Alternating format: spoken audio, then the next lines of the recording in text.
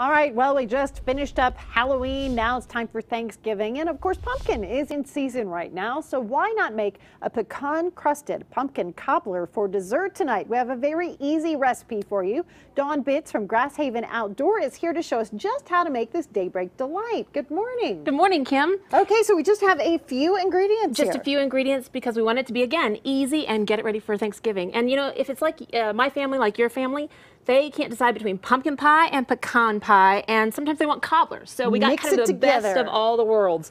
So let's go ahead and start with a can of pumpkin. Okay. We're going to go ahead and dump in 1 can of evaporated milk. Okay, always and start the yummy mixing part that there, up. huh? Okay. And we've got 3 eggs. Okay. And that's going to give it the consistency of sort of a custard. And then you've got some melted butter there as well, right? I do, but that's actually going to come at the very, very end. So a little cinnamon, so about 2 teaspoons of cinnamon, about ½ a teaspoon of salt, and a little bit of ground cloves. Okay. And a little ginger. So I like to do fresh grated ginger into mine because it brings out a spicier flavor and it just makes it feel a little more like homemade. Okay, so we'll stir this all together. Now let's go ahead and put it right into our baking dish. And our you've got the cutest baking dish. Isn't it fun? It's a terrine, but you know what? You can repurpose it as a baking dish for anything that's going to go into the oven.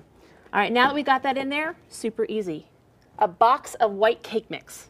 So pour it right on the top. A whole box right on the top. Whole box right on the top. Okay. And then once you've got that, we're going to actually put in some pecans. And we're just going to put those right over the top, chop them up nice and fine. And you ready for the decadence? Absolutely. We're going to pour the butter over the top. Make sure it gets all over everything. If you need, you can kind of just push it down a little bit so everything gets mixed in. Even it out a little bit. Bake it about 350 to 375 degrees for about 50 to 60 minutes. Okay. You ready for it? I am. Take a look. It's going to turn out to look like that. That is beautiful. Okay, now let's get a scoop out. So you see how the bottom just becomes kind of like a pumpkin pie. The top is nice and crumbly. And it's just that much different of a dish to bring to Thanksgiving and wow your family. You don't have to tell them that it really didn't take you that long. Change it up a little bit. And then real quick last minute tip, whipped cream, when you whip your cream up, put a little apple jelly in it. The pectin actually in your apple jelly when you make homemade whipped cream is going to help keep your whipped cream nice and fluffy. It's also going to add a little sweetness.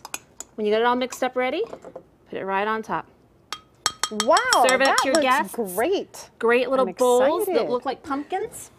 Thank you so much, Dawn. You always have great ideas. And if you would like to check out this really simple recipe, you can check out our website, kwgn.com. Tom, I'll bring you some. Great.